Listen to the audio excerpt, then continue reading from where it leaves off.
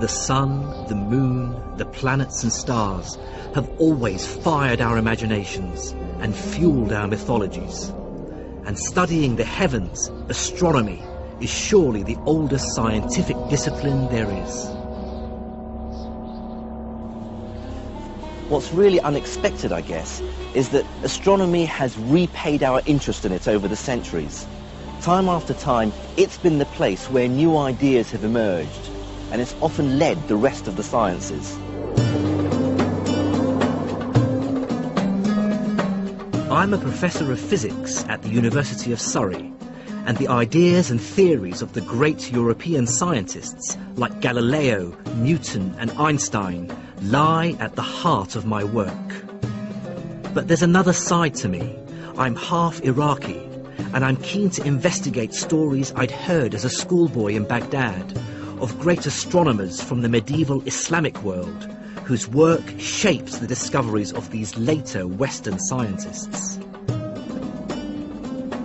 So I'm going on a journey through Syria and Egypt to the remote mountains in northern Iran to discover how the work of these Islamic astronomers had dramatic and far-reaching consequences. There I'll discover how they were the first to attack seemingly unshakable Greek ideas about how the heavenly bodies move around the earth. It was Islam that paved the way for one of the greatest upheavals in the history of science.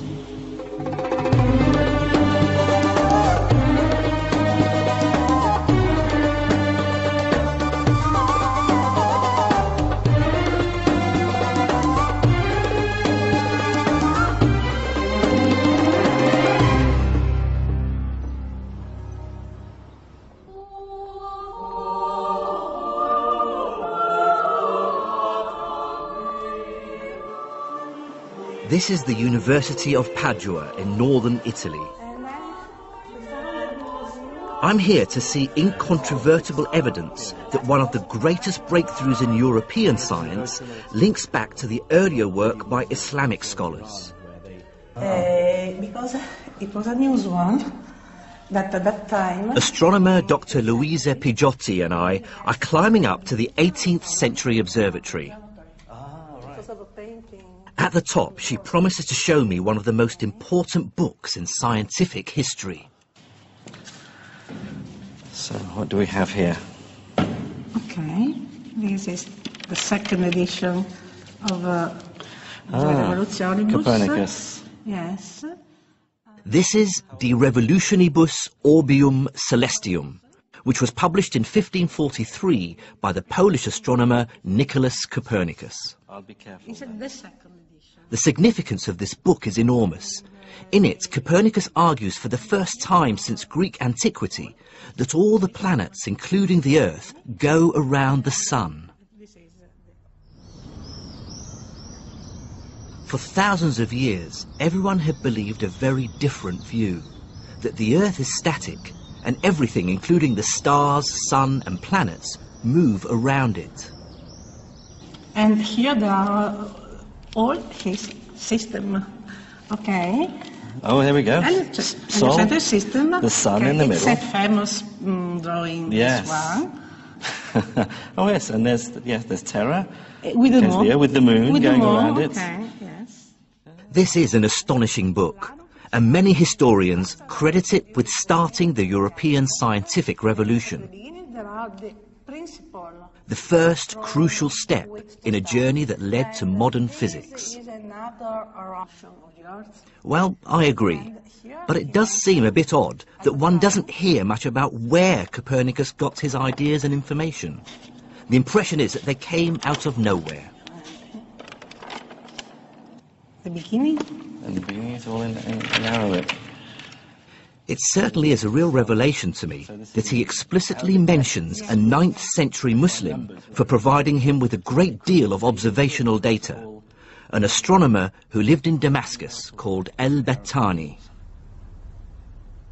Like all the great scientists of the Islamic Empire, al-Battani lived in a culture without portraiture.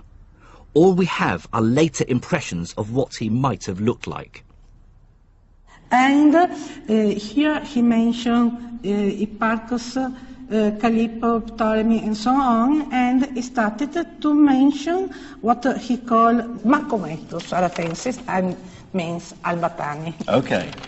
And then the second book here. And the second book is, we can look at the beginning in Latin. I see, we can open it. Copernicus, in fact, made extensive use of Albertani's observations of the positions of planets, the sun, the moon, and stars. He worked with Latin translations, similar to this one, of the Syrian astronomers' data.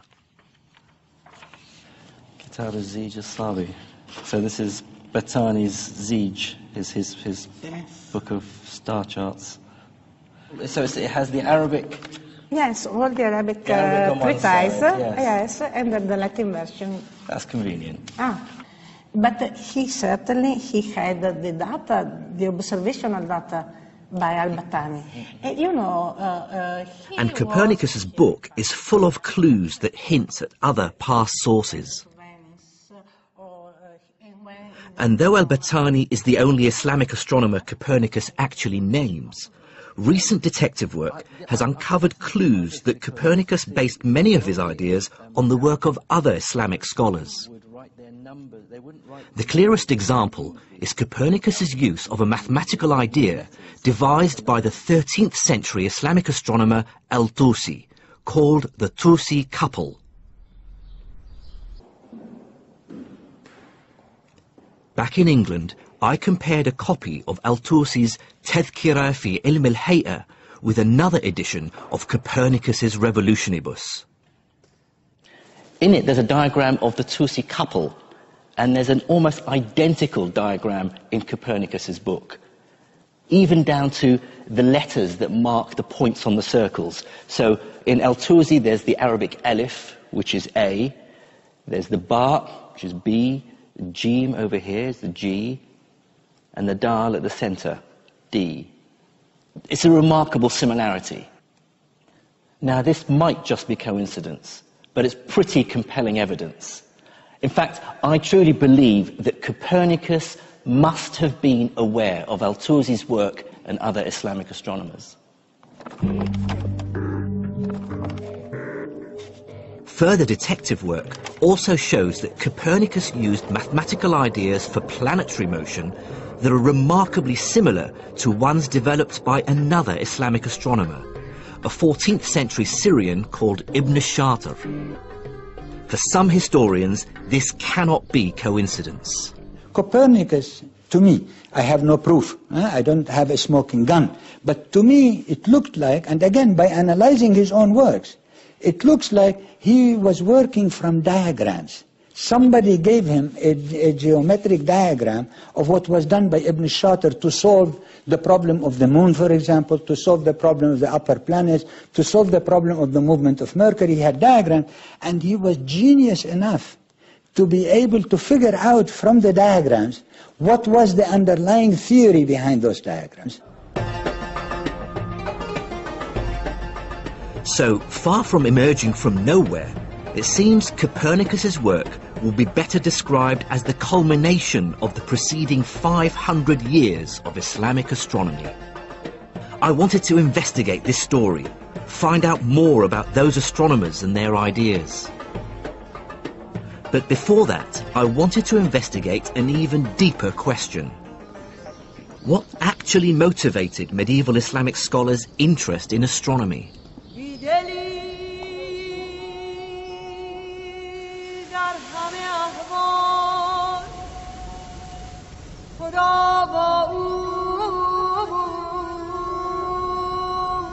This is the Umayyad Mosque in the heart of the Syrian capital Damascus, and is one of the oldest in the world.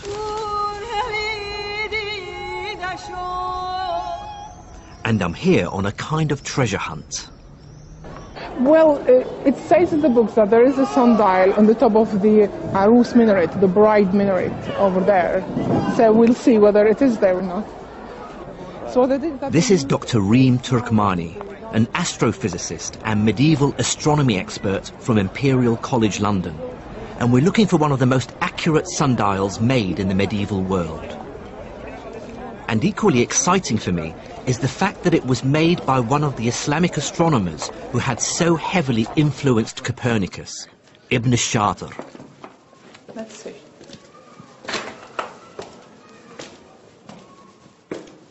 Officials in the mosque claim that the sundial was removed in the 19th century, but Ream's research suggests that an exact replica might still exist, high in one of the minarets, hidden from view.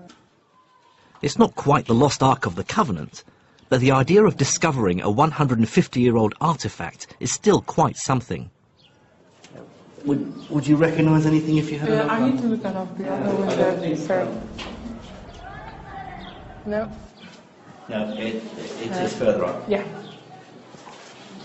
Marking time accurately is essential to Islam. The Quran requires the faithful to pray 5 times a day at 5 very precise times. At the exact moment of dawn, when the sun is overhead, in the afternoon, at sunset, and then again at the moment of nightfall. So for early Islam, an accurate sundial was an extremely important fixture in many mosques.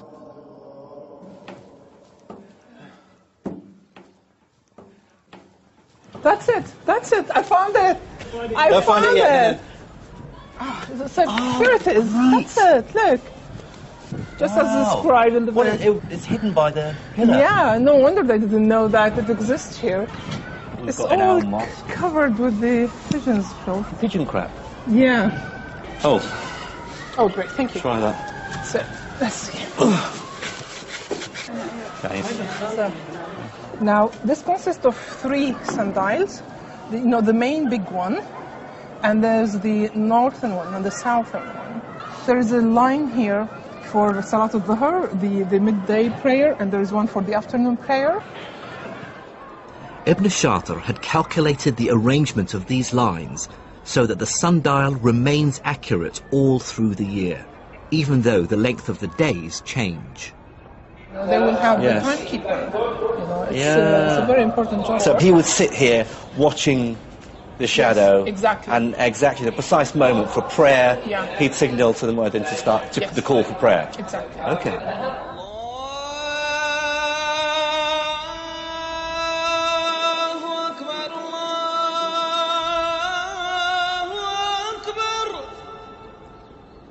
Ibn Shatir's sundial, accurate to within minutes, really showed me how Islam required its scholars to make meticulously accurate observations of heavenly bodies.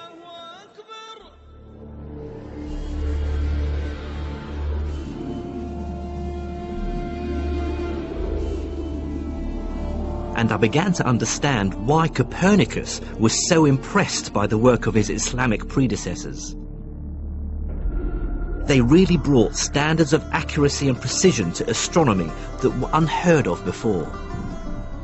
They'd calculated the size of the Earth to within 1% and created trigonometric tables accurate to 3 decimal places.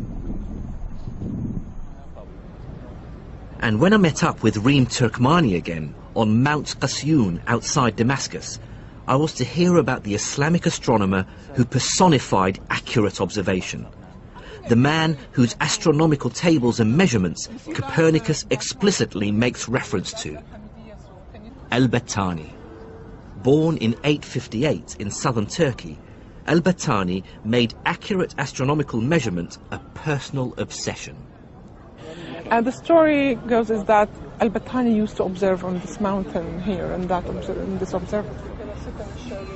Over 40 years, from 877, both here and in the town of Raqqa, Al-Battani's great project was to work out as accurately as possible the length of the year. This is a copy of the original manuscript. Okay. So I'll show you the chapter at which he explained the length of the year. Okay? The chapter 27. So he first started here by citing the ancient values of the Egyptians and the Babylonians, right? And he gives the length of the year. Their estimate of the year was 365 days, 6 hours, and just over 10 minutes. To improve on this, al-Battani used his ingenuity and a device like this, an armillary sphere. He used it to measure how the length of shadows varied over the course of a year. With this information, he was able to work out the precise day on which it's both light and dark for exactly the same time, the so-called equinox. And he repeated his measurements over the course of 40 years. Now here's the clever bit. He examined a Greek text that was written 700 years earlier and discovered the precise day on which its author had also measured the equinox. He now had two vital pieces of data: the number of days between the two observations and the number of years. He divided the first number by the second to arrive at an astonishing result. A year is 365 days, 5 hours, 46 minutes and 24 seconds. And he gets the new number, which was only 2 minutes of the modern observations. 2 minutes. 2 minutes so of only. The length of a year to an actual Which just 2 minutes. Exactly, the one he calculated.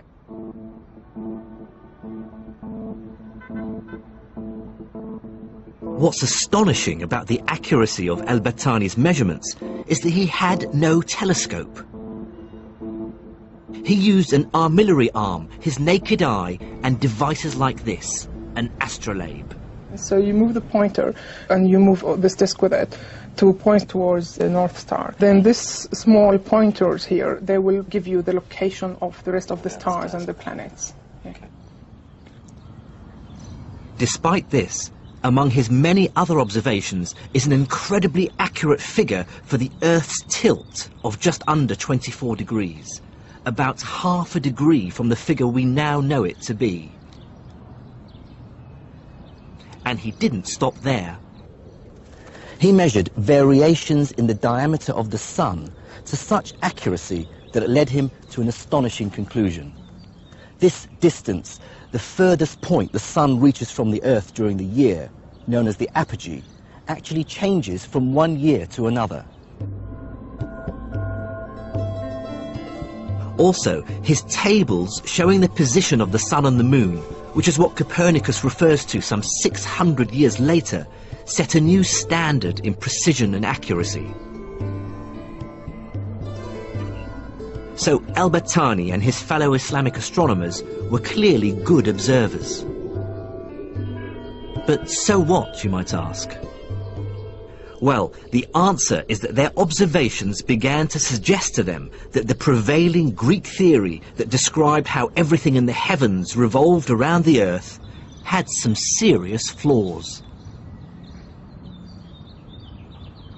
This Greek tradition, which had been unquestioned for over 700 years, was based primarily on the work of one of the greatest astronomers of the ancient world.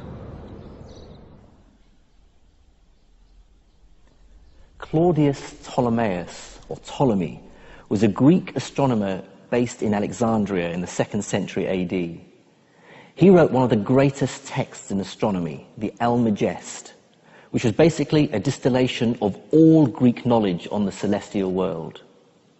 Ptolemy believed that the sun, the moon, the planets and the stars all sat on crystal spheres that rotated around the Earth. So the moon sits on the innermost sphere, followed by the sun and the planets, and finally a patchwork of stars on the outermost sphere. So we human beings sit at the very center of the universe, with the rest of the universe rotating around us. But as Ptolemy himself realized, there's a problem with trying to describe the heavens as a place of mathematically idealized perfect spheres. And that is that the planets don't really play ball. As they move across the night sky, they change speed, appear to get bigger and smaller, and even go back on themselves. Ptolemy tried to explain this away by arguing that the planets sat on small spheres called epicycles, which rotated around a bigger sphere called a deferent. This explained why they might look as though they were changing size, and why they sometimes even change direction. Unfortunately, that still didn't fit all the facts. It didn't easily explain why the planets appear to speed up and slow down.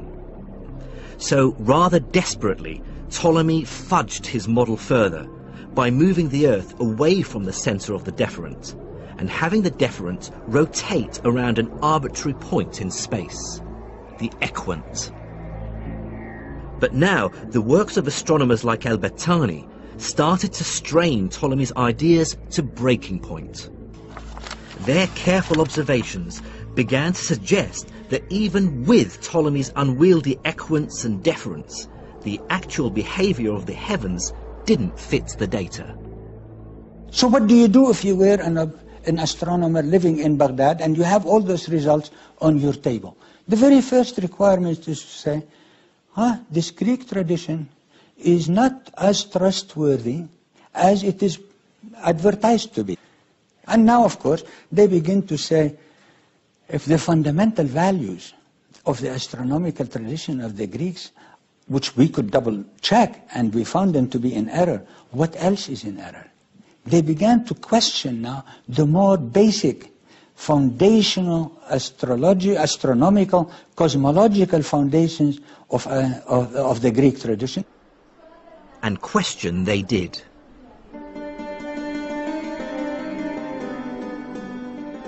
What's absolutely striking about the writings of Islamic scholars by the 9th century is the increasing use of the word shukuk, which in English means doubts.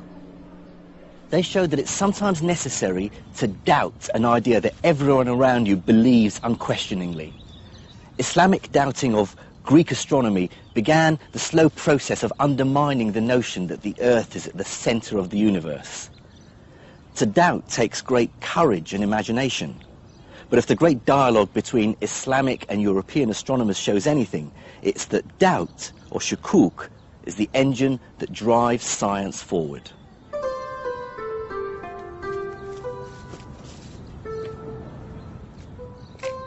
One of the first great shukuk scientists was called Ibn al-Haytham.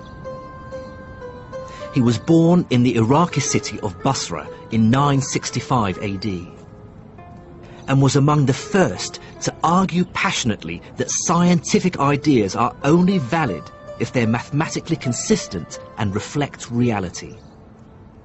And when he applied his fierce, rigorous intelligence to Greek astronomy, he immediately spotted that there was a fundamental contradiction at its heart. On the one hand, Greek cosmology argued that everything in the heavens revolves around the Earth. On the other hand, Ptolemy, in his Almagest, argued that if you want to mathematically predict how the sun and planets move, you have to pretend that they go around an arbitrary point in space, the so-called equant. This is clearly a contradiction. The heavens can't both go around the Earth and not go around it at the same time. Ibn al-Haytham hated this nonsensical contradiction. In the early 11th century, he wrote a paper, Al-Shukuk ala Batlamyus, or Doubts on Ptolemy. In it, he writes with barely contained frustration, Ptolemy assumes an arrangement that cannot exist. Ibn al-Haytham says that is a total absurdity. We cannot accept that, and furthermore, he says, it's not a slip of a tongue. Ptolemy knew that it was an absurdity, and he shows us where Ptolemy himself was embarrassed by having to introduce it. So he says there is a fundamental reasoning problem, meaning that the Greeks knew, that Ptolemy knew that he was making a mistake, but he knew he couldn't do any better, and hence now the challenge is to do one notch better, and hence to be able to fix this. That, in my explanation, begins to be the program of research for all astronomers to come. In order to achieve that project, you had to be convinced that it was possible to make high precision mathematical models of the way in which planets and stars move that would really capture how they are in the heavens.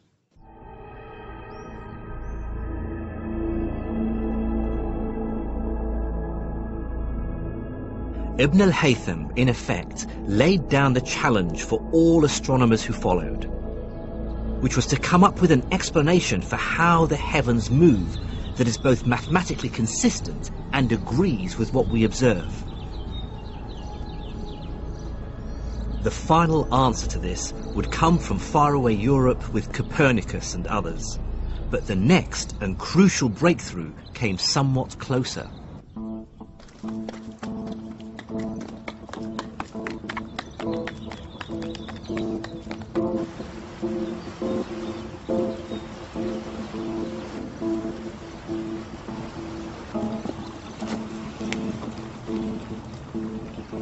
The top of this mountain in northern Iran was the adopted home of the man who was the next of Copernicus's Islamic influences, Nasruddin al-Tusi.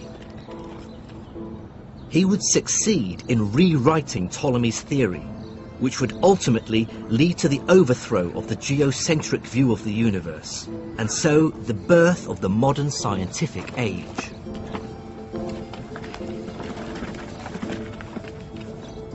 This is the remote castle of Alamut, al-Tusi's adopted home. For many years, it was the home of a Muslim sect called the Ismailis. It's a lovely secluded spot, and it was the center of the Ismaili movement. It's not surprising that al-Tusi would find a home here. And it wasn't just him. Many other scholars were gathered here, and there seems to have been a library. It was a center for learning as well as a military stronghold.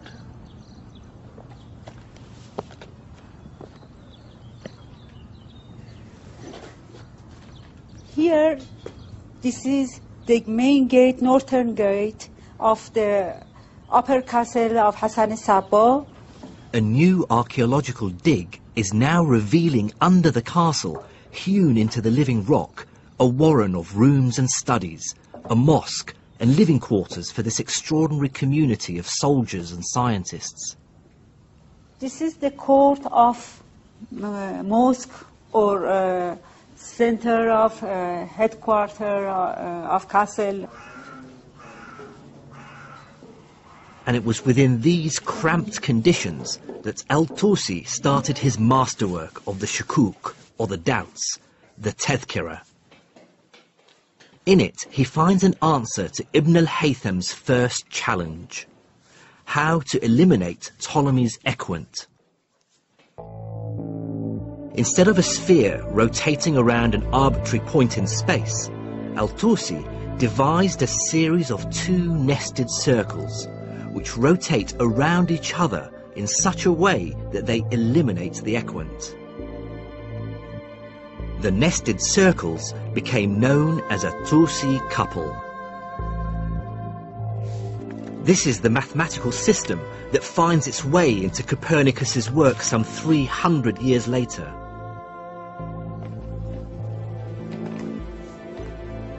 Having found a solution to the equant problem, al-Tusi now wanted to complete the task Ibn al-Haytham had started 200 years earlier, to find a consistent mathematical description of the movement of the celestial bodies. But to do that, he needed better data, which meant bigger and better equipment than he was ever going to find here at Alamut. And then something happened which changed al-Tusi's life forever. The Mongols.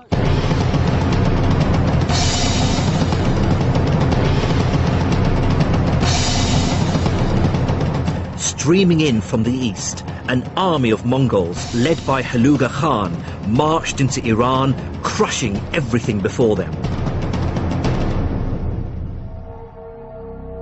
By 1255, they had reached the foothills of Alamut, intent on its destruction. Then, in a brilliant piece of diplomacy, al-Tusi managed to both save his own skin and satisfy his scientific ambition.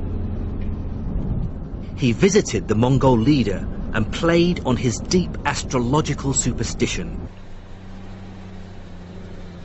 Convincing him he could tell the future if only he had new equipment, al-Tusi persuaded the Khan to make him his head scientist and to build him just a few hundred miles away, perched on a hilltop where the air was clear, the largest observatory the world had ever seen.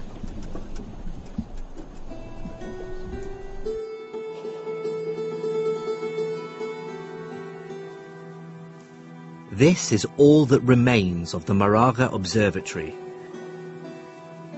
The main instrument is hidden under this protective dome. Al-Tusi's new astronomical center was based around a single large building.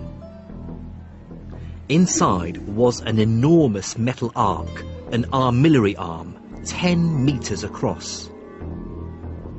On its circumference were marked angles in degrees and minutes. The scientists would line up the celestial object under study with a central point on the arc, and then make a reading from the markings on the arc, giving them the definitive, accurate position of the object in the sky.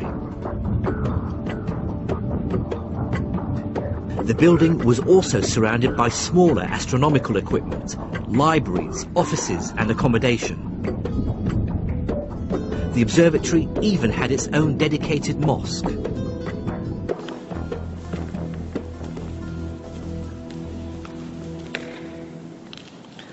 I suppose it is a little disappointing that there's not that much left of the place now. So you really have to imagine what it must have been like back in its heyday. After all, what Al-Tusi built here was nothing less than the world's greatest observatory for 300 years. And like any modern-day international research institute, he brought together the world's greatest astronomers from as far away as Morocco and even China. I mean, it must have been a really great, buzzing atmosphere to work here.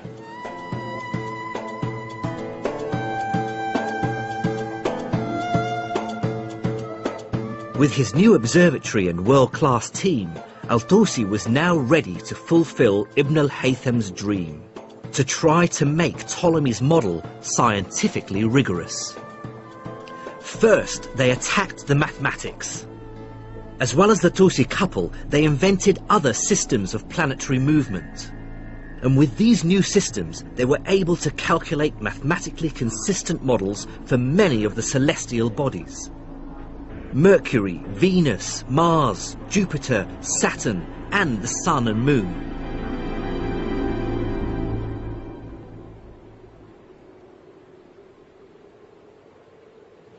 Al-Tusi and the astronomers he brought together created what became known as the Moraga Revolution, which was a complete paradigm shift in astronomy, overthrowing the old Ptolemaic view.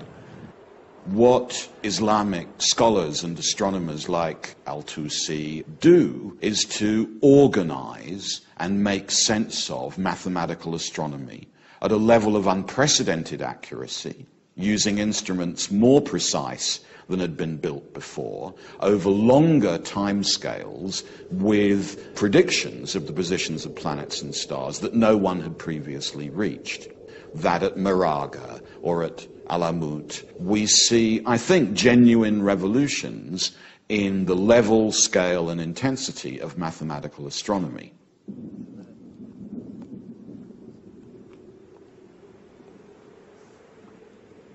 But there was still a problem.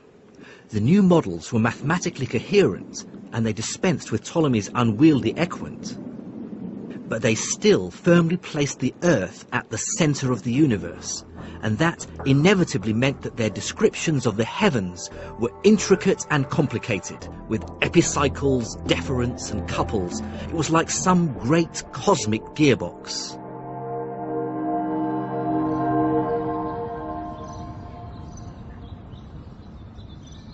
It would require a huge leap of imagination to make the next step in our story. And that next step would take place 2,000 miles from where I am now.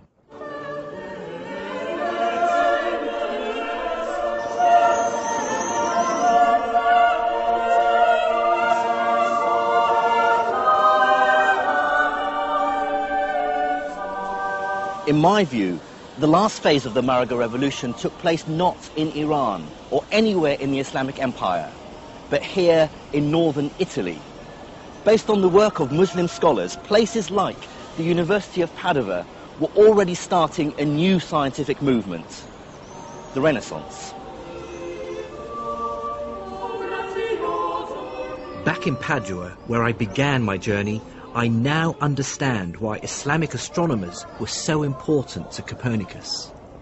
They gave him his motivation. He's the first European to share Ibn al-Haytham's deep aversion to Ptolemy's cosmology. And that's what makes Copernicus not the first great astronomer of a new European tradition, but the last of the Islamic tradition. This is the second edition. As we've seen, many of the complex mathematical models Copernicus uses in his new heliocentric model, like the Tusi couple, are copied from Islamic astronomers. But more importantly, it's Copernicus's deep desire to bring mathematical consistency to cosmology that he really owes to his Islamic predecessors. Copernicus's ideas set in motion a train of scientific revelations that would eventually lead to Isaac Newton and the discovery of gravity. In Newton's hands, Ibn al-Haytham's dream of an astronomy with rigorous and coherent mathematics, which agrees with experimental observation, finally took place.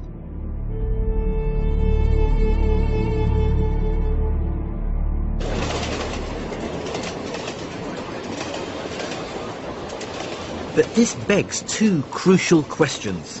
Why was the great astronomical project which Islamic astronomers began completed in Europe and not in the Middle East? And how did knowledge of Islamic science get to Europe in the first place?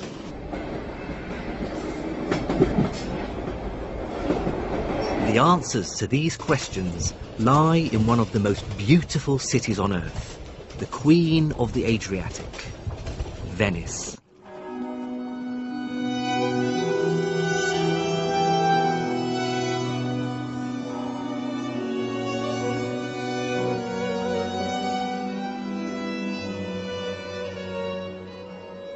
Venice was founded on a swamp off the coast of Italy and felt itself separate from Europe and not bound by its laws and traditions. And as Shakespeare famously pointed out, the two most important aspects of Venice were its merchants and its long-standing links with the Arabs or Moors. It was a rich and complicated relationship, sometimes based on piracy and theft. The story goes that in 828, two Venetian merchants stole the bones of a famous Christian saint from Venice's rival city across the water, Alexandria. The bones belonged to St. Mark the Evangelist, and they brought them back here to St. Mark's Square.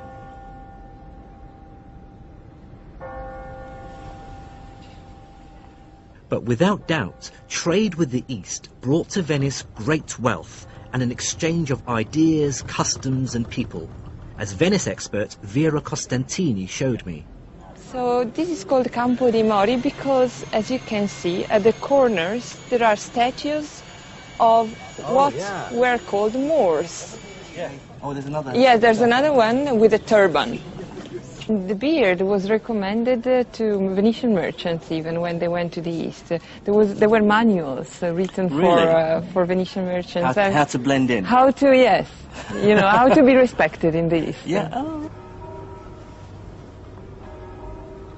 As Venetians traded more and more with their Muslim neighbours, the influence of Islam was more strongly felt. Arabic coffee culture became hugely popular, as did Islamic styles of architecture with their characteristic arches and decorations. So the next thing I want to show you is the Palace of the Camel. When Venetians traded in the East, the unity of measurement of a load that could be loaded on a dromedary was called a carico. And it was the exactly same unity of measurement they had in the East, and it was called yoke. So it's not coincidence that they... No, it's not, that they actually imported that unit of weight. Yes, of measurement, yeah, of weight. And with the Arabic trade came the Arabic books. The great 9th century Arabic text on algebra appeared in Latin in the 12th century. The same century saw the arrival of Arabic astronomical tables. and in the 15th century, the famous Canon of Medicine was first published in the West.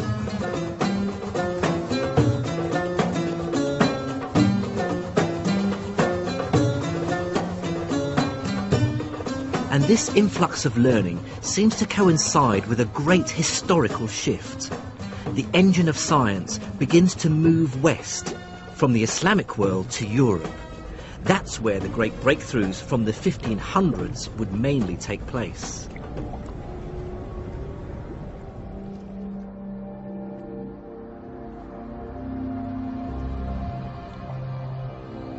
I encountered an astonishing and very tangible symbol of this shift, and a really surprising clue as to why it happened, thanks to Professor Angela Nuovo from the University of Udine. 20 years ago, in this library on one of the islands of Venice, Angela discovered the only surviving version of a 500-year-old book. And what did it feel like? I mean, this is a big yes. discovery. Yes, it was a great emotion. I remember it was July, very hot, like today, even hotter, and I felt cold at that moment, yes. And yes, it was a great emotion. What she found was the very first printed copy of Islam's holy book, the Quran.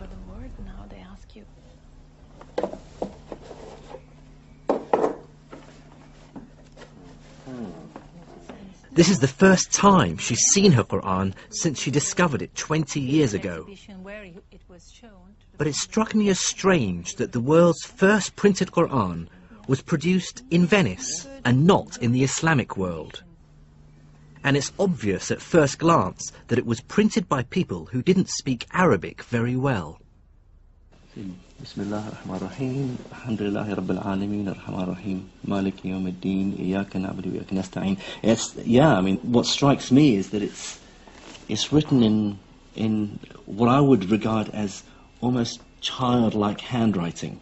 It's clumsy. Yeah. Well, it's the first attempt to reproduce the handwriting in movable types.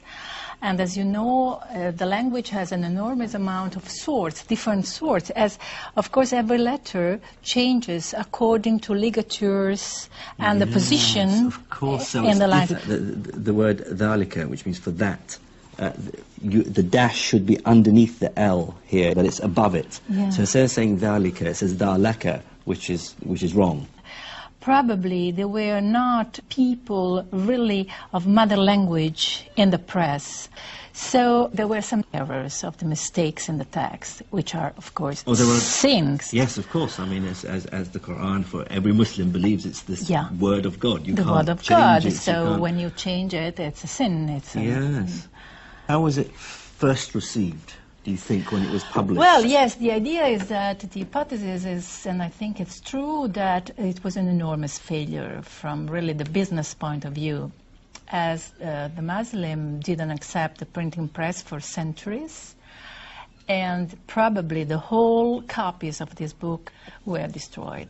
So we don't have any other copy. Probably the only one that remained in the Western world is this book. I felt that the failure of this printed Quran to catch on in the Islamic world spoke volumes.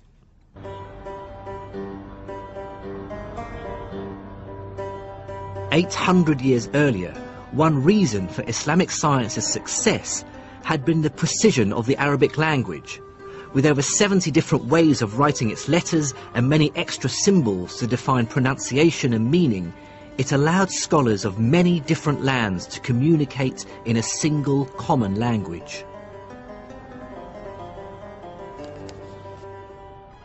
Now, with the arrival of the printing press, scientific ideas should have been able to travel even more freely.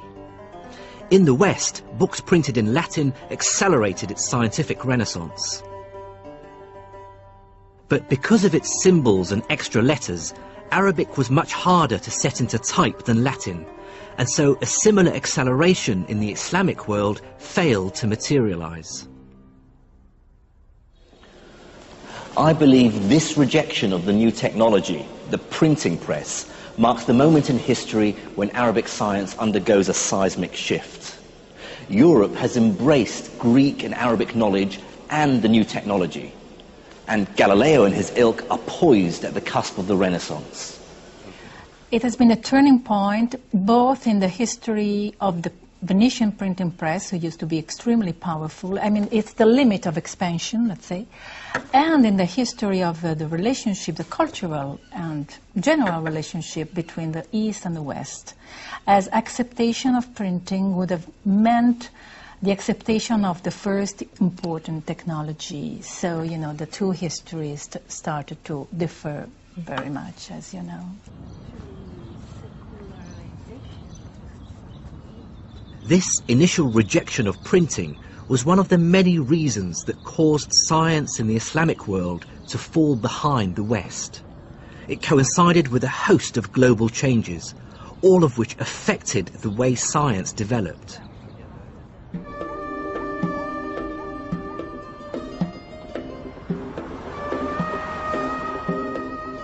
The first and most obvious reason for the slowdown in Islamic science is that the Islamic Empire itself falls into decline from the mid-1200s.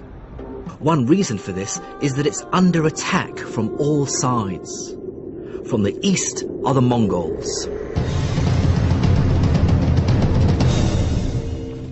In 1258, they invaded the capital Baghdad, and it's said that the waters of the Tigris and Euphrates rivers ran black for days with the ink of the books they'd destroyed. But trouble was also brewing in the far west of the empire.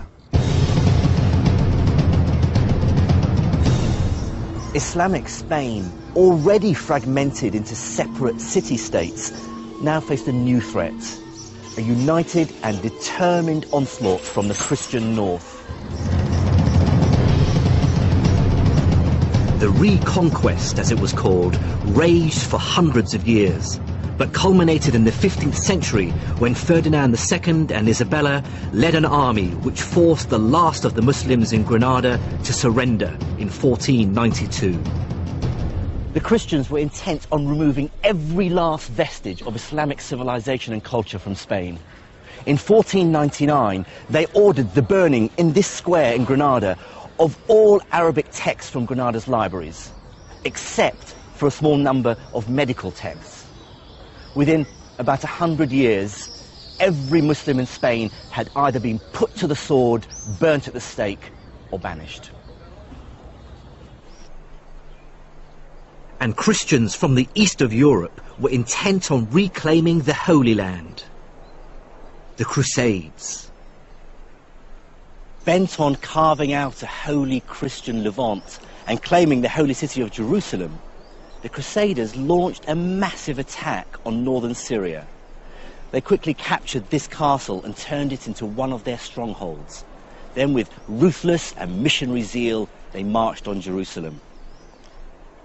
And as the empire fought with its neighbours, it collapsed into warring fiefdoms. The Mamluks, slaves who originally belonged to the state of Egypt, became its leaders.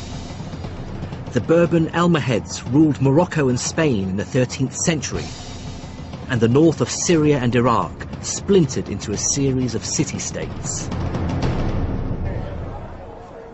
But for many historians of science, the biggest single reason for the decline in Islamic science was a rather famous event that took place in 1492.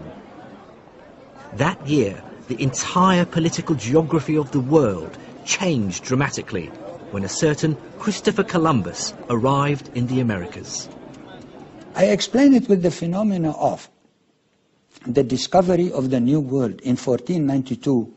The immediate result is that you got immense amount of gold and silver coming to the royal houses of Europe at the time, and all the adventurous empires and royal houses of the time who were setting colonies all over the world. And science always follows the money. As the 16th and 17th centuries came and went, that money, power, and hence scientific will moved through Spain and Italy and on to Britain. By the 17th century, England, sitting at the centre of the lucrative Atlantic trade route, could afford big science. And that ultimately explains why the greatest book in world science, Sir Isaac Newton's Principia Mathematica, the book that ultimately explains the motion of the sun, the moon and the planets, was not published in Baghdad, but in London. It was necessary for him to have data of astonishing accuracy gathered from across the world. Global inventories of numbers, observations, positions. The heights of tides, the positions of comets and planets, the rate at which pendulums beat. It's a global project. It's big science. And many of those observations, many of those mathematical models were, of course, models initially developed by Islamic astronomers in Egypt and the Near East and Central Asia. But there's a final twist in the tale. As the wealth of the Islamic nations subsided through war, political and religious entrenchment, and the loss of its lucrative trade, so its science declined. But what this doesn't explain is why their scientific achievements have been so forgotten. And that's partly because, as Europeans colonized great swathes of the Middle East and Asia, they actively encouraged the idea that the civilizations they encountered were moribund and in decline. It seems the English and the French were uncomfortable with subjugating people whose knowledge and science may have been as sophisticated as their own. So it became important to portray the Islamic world in a very specific way. Namely that, yes, they once were very sophisticated and they had great scientists and philosophers, but of course now they've fallen into decay. Somehow, this point of view made the whole colonial enterprise seem much more palatable. One of the most fascinating developments, I think, in the history of the encounter between Western Europeans and other cultures is a kind of shift which has got fundamental and terrible consequences amongst Western Europeans when they start to reflect on why they are superior. It doesn't often cross Western Europeans' minds that they might not be superior to everybody else. For a very long time, after all, Western Europeans in general, the British for example, supposed that their superiority lay in their religion. But then I think around the 1700s we begin to see a shift. And the shift is from claiming that the reason for European superiority is its religion to the reason for European superiority is its science and technology. Eventually it ends up with the famous phrase, we have the Gatling gun and they do not. Europeans in that period were quite prepared to acknowledge that in ancient times, Islam, for example, had achieved great things in the sciences, but they weren't doing so now. So even recent Islamic and Sanskrit astronomy was imagined to be very old, because if it was very old, it meant that the culture the British were conquering was declining. And for the British, that was clearly good news.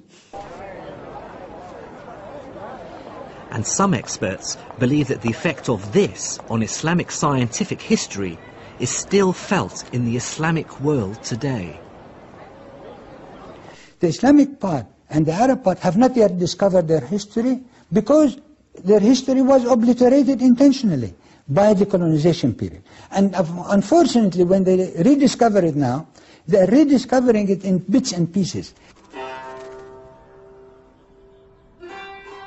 So today, for many different reasons, the great observatories of the medieval Islamic world are ruined husks.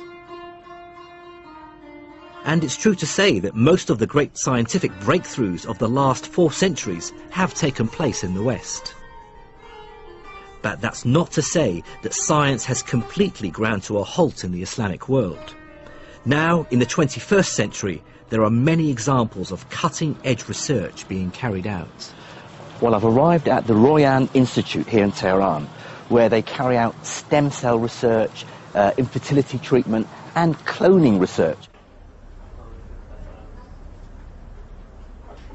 I was surprised to learn that here in Iran, an Islamic state, potentially controversial science like genetic modification and cloning is condoned, even funded by a theocratic government. One of the uses is when a small part of the heart stops working, which is finally going to lead to heart failure. Right. So the cells from that part of the heart are actually replaced with the cells that have been cloned. Another use of cloning in therapeutics is actually creating an animal which has the medicine in their milk, for example. So when we drink the milk, we actually receive the medicine we need.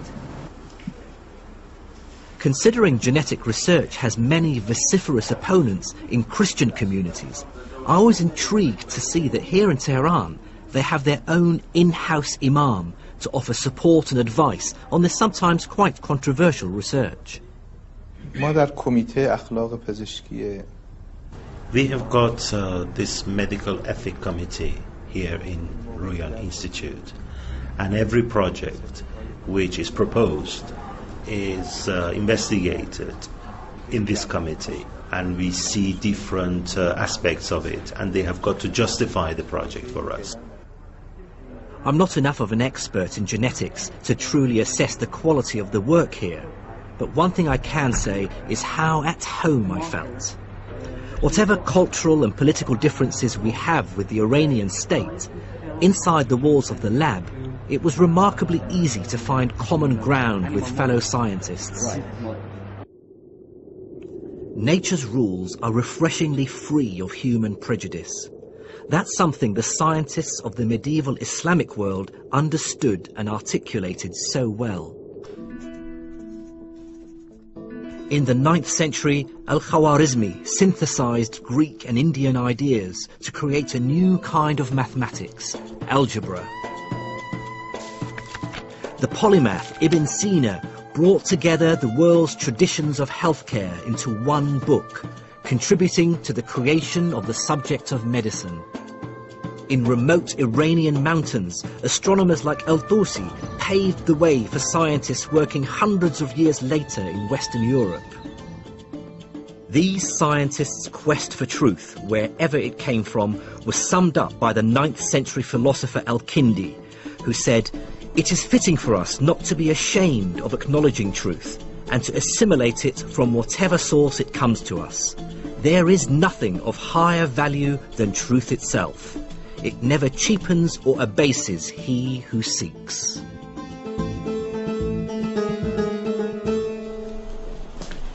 One moral emerges from this epic tale of the rise and fall of science in the Islamic world between the 9th and 15th centuries. And that is that science is the universal language of the human race. Decimal numbers are just as useful in India as they are in Spain. Star charts drawn up in Iran speak volumes to astronomers in Northern Europe. And Newton's Principia is just as true in Arabic as it is in Latin or English.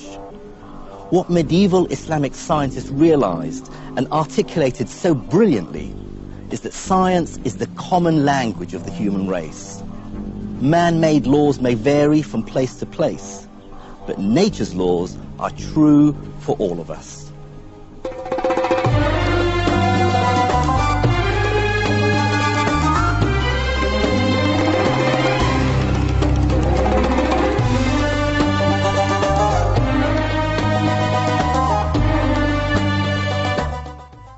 That was the last in the series. Next tonight, how to fit a square peg into a round hole.